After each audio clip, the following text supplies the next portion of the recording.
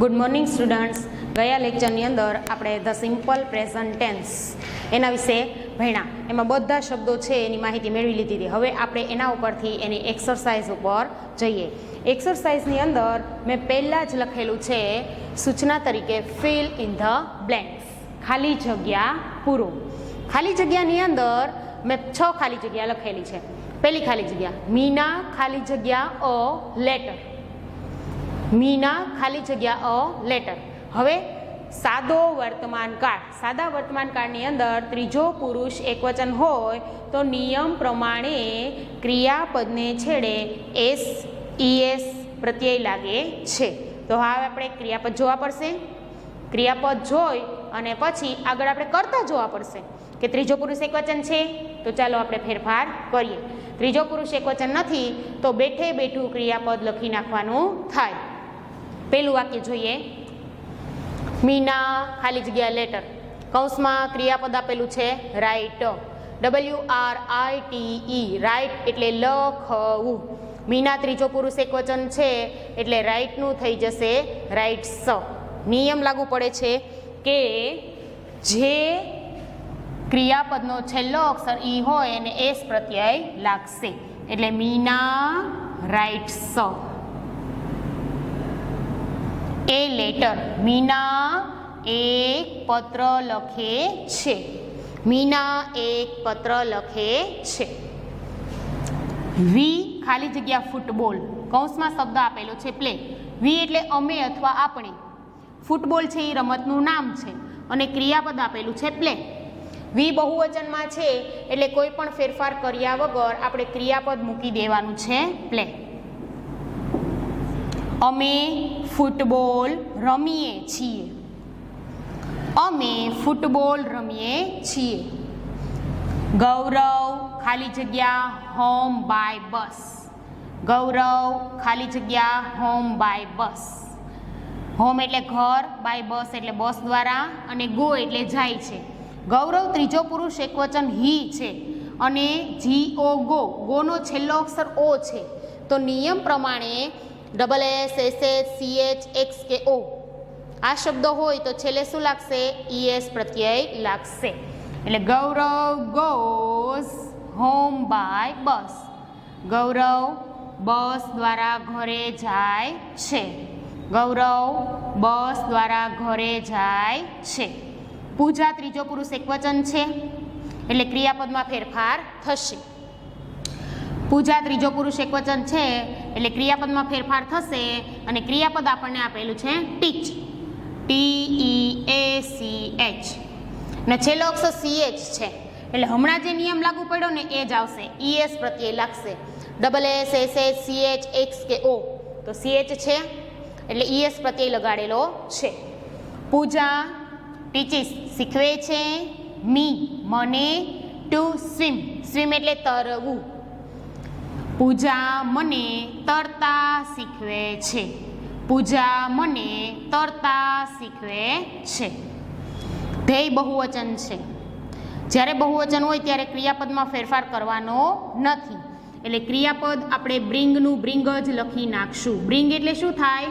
લાવવું. ફ્લાવર્સ એટલે ફૂલો. તેઓ ફૂલો લાવે છે. તેઓ ફૂલો લાવે છે. અમર એન્ડ અરુણ. એક નામ છે કે બે નામ? બે નામ. બે નામ છે એટલે શું થઈ ગયું? બહુવચન. બહુવચન હોય ત્યારે ક્રિયાપદમાં ફેરફાર કરવાનો નહીં એટલે સ્ટડીનું સ્ટડી. સ્ટડી એટલે અભ્યાસ કરવો. અમર અને અરુણ અભ્યાસ કરે છે. ઇન ધ ઇવનિંગ એટલે સાંજે. અમર અને અરુણ સાંજે અભ્યાસ કરે છે. સમજાઈ ગયા? નિયમ છે એ નિયમોને યાદ રાખો એટલે તમારે ક્યાંય પણ અટકવાનું આવશે નહીં. મીના ત્રીજો પુરુષ એકવચન હતો અને રાઇટનો છેલ્લો અક્ષર ઈ હતો એટલે એસ પ્રત્યય લગાડેલો છે. વી બહુવચન હતું એટલે પ્લેનું પ્લે લખેલું છે. ગૌરવ ત્રીજો પુરુષ એકવચન હી હતું અને ગોનો છેલ્લો અક્ષર ઓ હતો એટલે નિયમ પ્રમાણે ES લાગ્યું છે. પૂજા ત્રીજો પુરુષ એકવચન છે. ટીચનો છેલ્લો અક્ષર CH છે એટલે ES પ્રત્યય લગાડેલો છે. ધ્યેય બહુવચન છે એટલે બ્રિંગનું બ્રિંગ રાખેલું છે. અમર અને અરુણ બે નામ છે એટલે એ બહુવચન થઈ ગયા એટલે સ્ટડીનું સ્ટડી રાખેલું છે.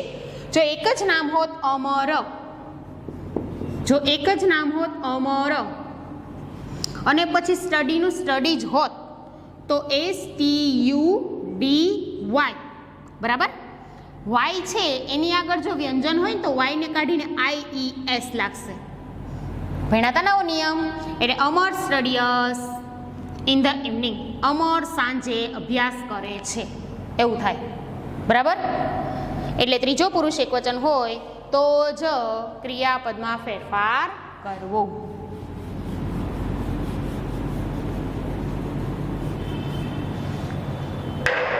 સમજાઈ ગઈ બધી ખાલી જગ્યા? હવે બીજું, translate into English. Translate into English. English એટલે અંગ્રેજી, ઇન્ટુ એટલે માં, અને ટ્રાન્સલેટ એટલે ભાષાંતર કરો. અંગ્રેજીમાં ભાષાંતર કરો એટલે તમને નીચે ગુજરાતીમાં વાક્યો આપેલા છે એને તમારે અંગ્રેજીમાં લખવાના છે. પહેલું વાક્ય, દેવ કવિતા લખે છે. દેવ કવિતા લખે છે. હવે કર્તા તરીકે કયું નામ છે? દેવ. તો પેલા વાક્યની શરૂઆતમાં શું લખશું આપણે? કર્તા, દેવ. પછી ક્રિયાપદ. ક્રિયા કઈ થાય છે? લખવાની. તો લખવાનો સ્પેલિંગ કયો થાય? WRITE, રાઈટ એટલે લખવું. પણ દેવ ત્રીજો પુરુષ એકવચન છે અને રાઈટનો છેલ્લો અક્ષર ઈ છે તો શું લાગશે? એસ પ્રત્યય. દેવ રાઇટ્સ. કવિતા એટલે પોયમ, એ પોયમ. દેવ કવિતા લખે છે. દેવ કવિતા લખે છે. દેવ રાઇટ્સ એ પોયમ. સમજાણું? કર્તા ક્રિયાપદ કર્મ. કર્તા ક્રિયાપદ કર્મ. દેવ શું લખે છે? શુંથી પૂછી શકાય? કર્મ. એટલે કવિતા છે એ કર્મ છે. બીજું વાક્ય જોઈએ, છોકરીઓ ગીત ગાય છે. છોકરીઓ ગીત ગાય છે. હવે છોકરીઓ એટલે ગર્લ્સ, બરાબર. પછી ક્રિયા કઈ થાય છે? ગાવાની. તો ગાવું એટલે સિંગ. હવે જુઓ, ગર્લ્સ બહુવચનમાં છે એટલે ક્રિયાપદમાં કાંઈ પણ ફેરફાર કરવાનો નથી. જે સ્પેલિંગ આપણો મૂળ છે એ જ લખી રાખવાનો છે, સિંગનો સિંગ. છોકરીઓ ગાય છે, ગીત એટલે એ સોંગ.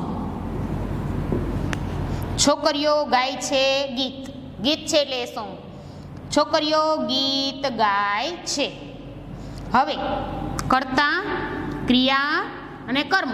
છોકરીઓ શું ગાય છે? તો શુંથી આપણને જવાબ મળે છે? ગીત.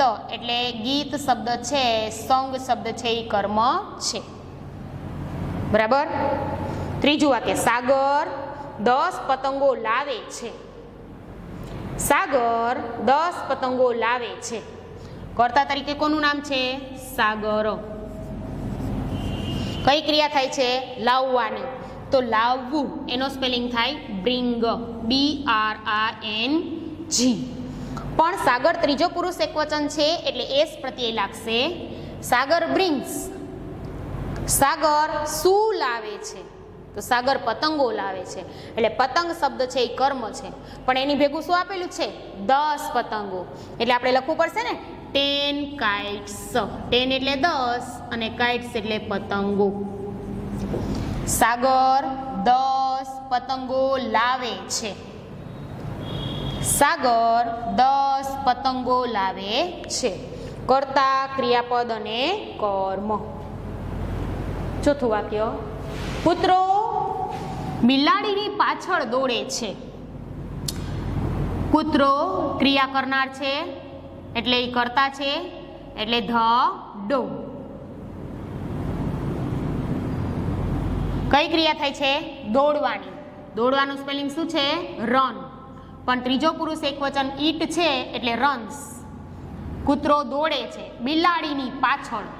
પાછળ એટલે આફ્ટર અને બિલાડી એટલે ધ કેટ, બરાબર. કૂતરો બિલાડીની પાછળ દોડે છે. The dog runs after the cat. The dog runs after the cat. બરાબર. બિલાડી શું દોડે છે? આની અંદર કર્મ નથી. બિલાડી શું દોડે છે? તેમ કહેવાય કે બિલાડી આમ દોડે છે તેમ દોડે છે? નહીં. એટલે આ કર્તા ક્રિયાપદ અને અન્ય શબ્દો આફ્ટર ધ કેટ.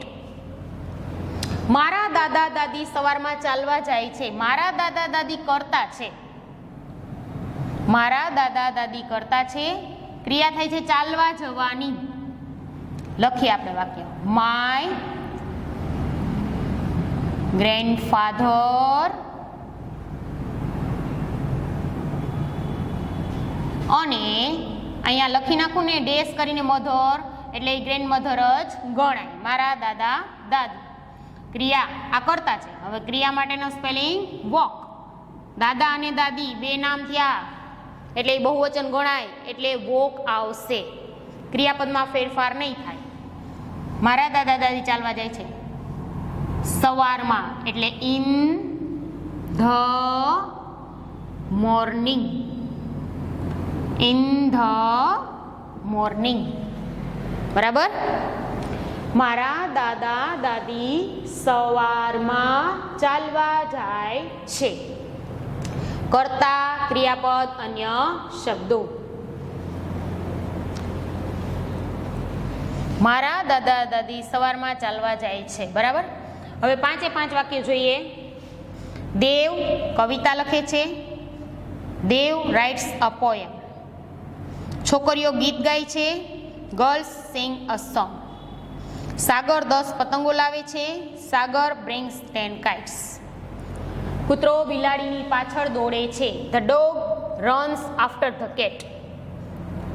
મારા દાદા દાદી સવારમાં ચાલવા જાય છે. My grandfather mother walk in the morning.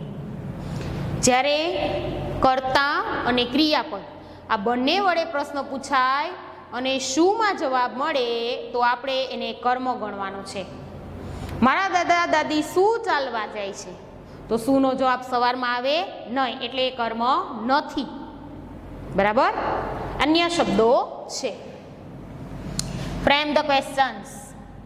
ત્રીજી એક્સરસાઇઝની અંદર આપણે ત્રીજું લીધું છે કે પ્રશ્નો બનાવો. ફ્રેમ એટલે બનાવવું. પ્રશ્નો બનાવો. હવે તમને મેં એક વાક્ય આપેલું છે. એ વાક્યની બાજુમાં કૌંસ કરેલો છે. એ કૌંસમાં વુ, વોટ, વેર, વેન તમારે કેનાથી પ્રશ્ન બનાવવાનો છે એ શબ્દ લખેલો છે. એ શબ્દને જોઈ અને તમારે વાક્યમાં જોવાનું કે વુ વડે શું મળશે આપણને તો કે કર્તા. તો કર્તા કોણ છે? રોહિત. તો રોહિતની જગ્યાએ શું લખવાનું? વુ. એવી રીતે આપણે દરેક પ્રશ્ન બનાવવાના છે. પેલું વાક્ય વાંચીએ. Rohit plays cricket every day. Rohit દરરોજ ક્રિકેટ રમે છે. વુથી શું થાય? કોણ. કોણ દરરોજ ક્રિકેટ રમે છે? એટલે રોહિતની જગ્યાએ મારે ખાલી શું લખી નાખવાનું? Who. Who plays cricket every day.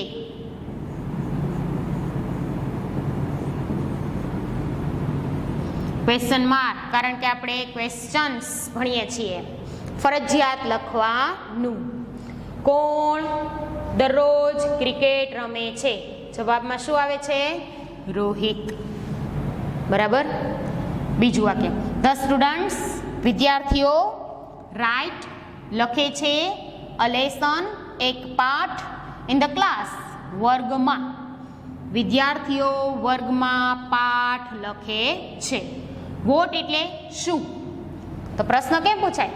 વિદ્યાર્થીઓ વર્ગમાં શું લખે છે એમ પૂછાય ને. વિદ્યાર્થીઓ વર્ગમાં શું લખે છે તો જવાબમાં આપણને મળશે અ લેસન.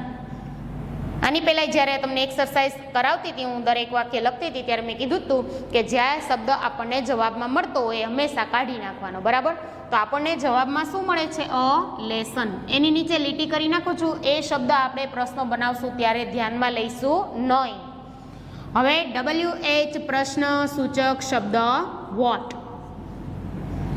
પછી સહાયકારક ક્રિયાપદ ડુ કે ડસ. ધ સ્ટુડન્ટ્સ બહુવચન છે એટલે do.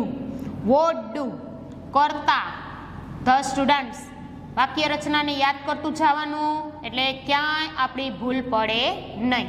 What do the students ક્રિયાપદ રાઇટ.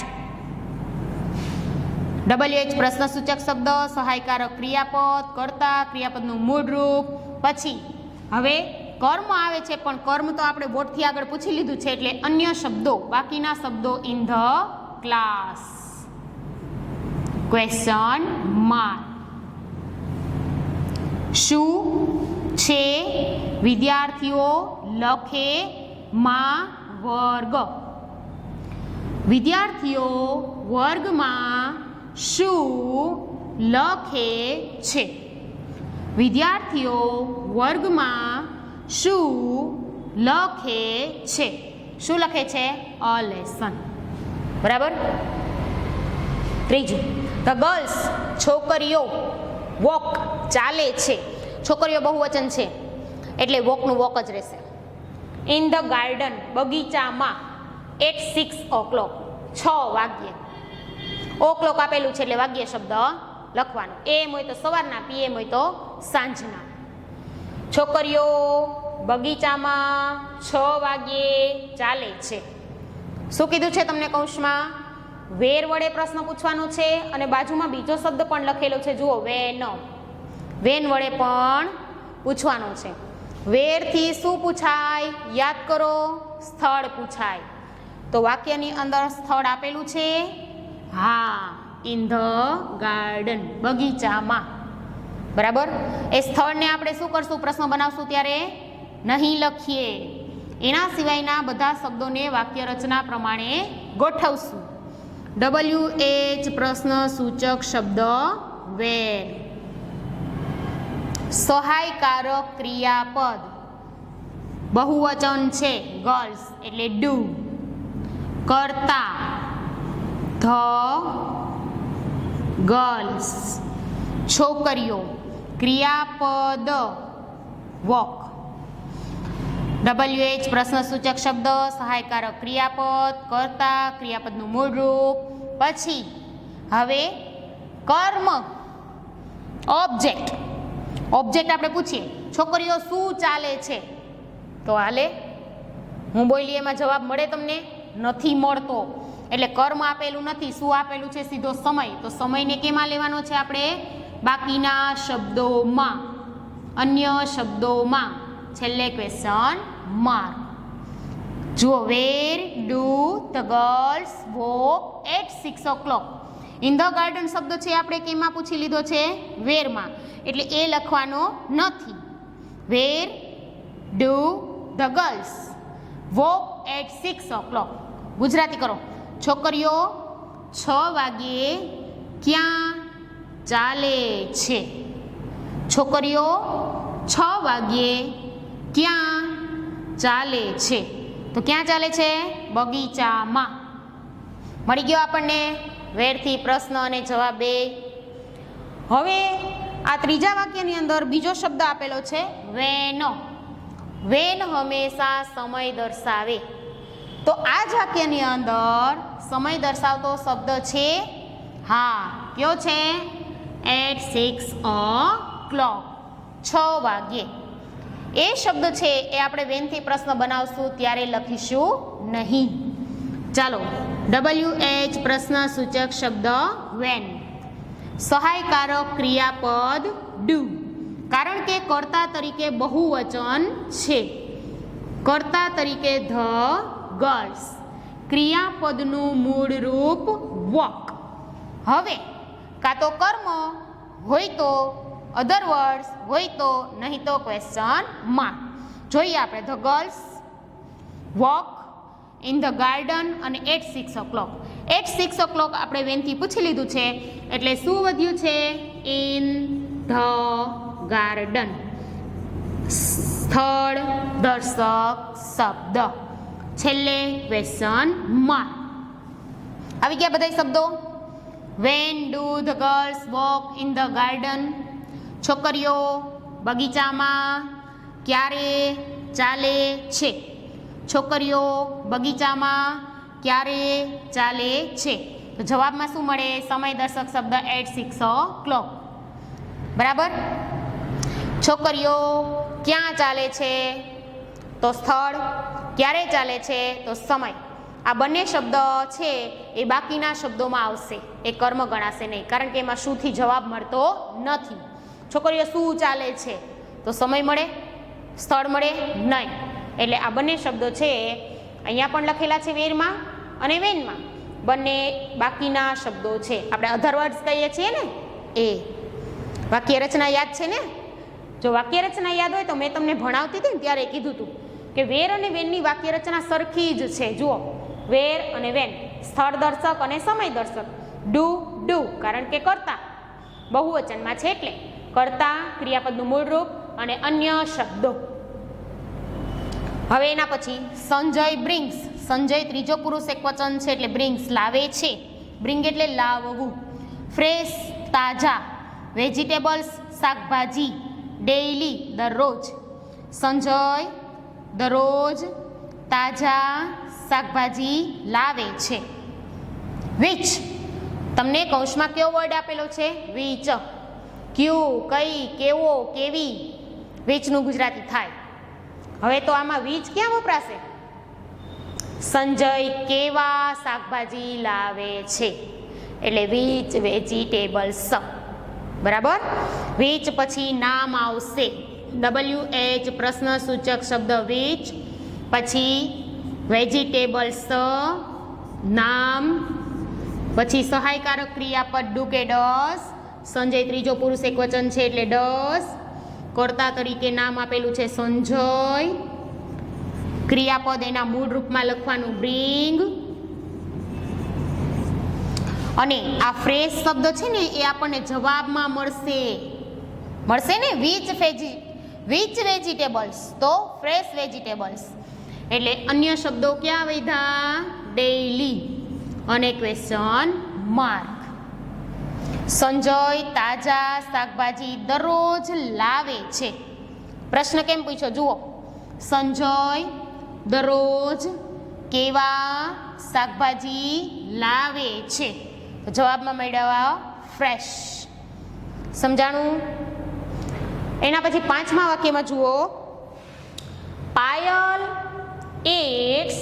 પાયલ ત્રીજો પુરુષ એકવચન છે એટલે ઇટ્સ થઈ ગયું છે. ઈટનું ઇટ્સ, કારણ કે ટી છે એ વ્યંજન છે, એની આગળ બે સ્વર છે એટલે એસ પ્રત્યય લાગશે. 2 એપલ્સ ડેઈલી. પાયલ દરરોજ 2 સફરજન ખાય છે. પ્રશ્ન કયા શબ્દથી પૂછવાનો છે? How many.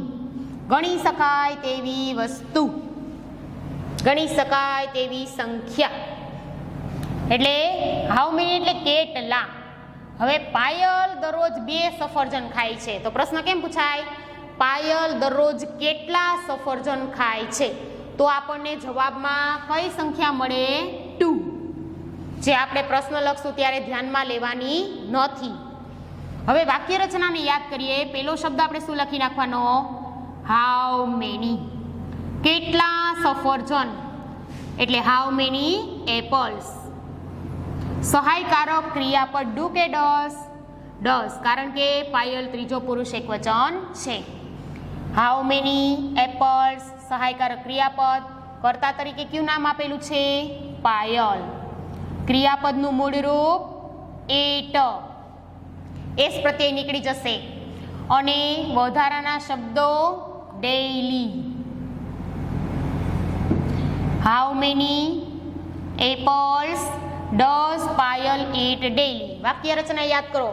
WH પ્રશ્નસૂચક શબ્દ, નાઉન સહાયકારક ક્રિયાપદ, કર્તા મૂળ ક્રિયાપદ, અન્ય શબ્દો, છેલ્લે ક્વેશ્ચન માર્ક. હવે ગુજરાતી કરો. પાયલ દરરોજ કેટલા સફરજન ખાય છે? છેલ્લું વાક્ય. છેલ્લા વાક્યનો જવાબ અહીં લખું છું. My mother bias. મારા મમ્મી ખરીદે છે. બાયસ એટલે ખરીદે છે. 10 ગ્રામ 10 ગ્રામ. ગોલ્ડ એટલે સોનું.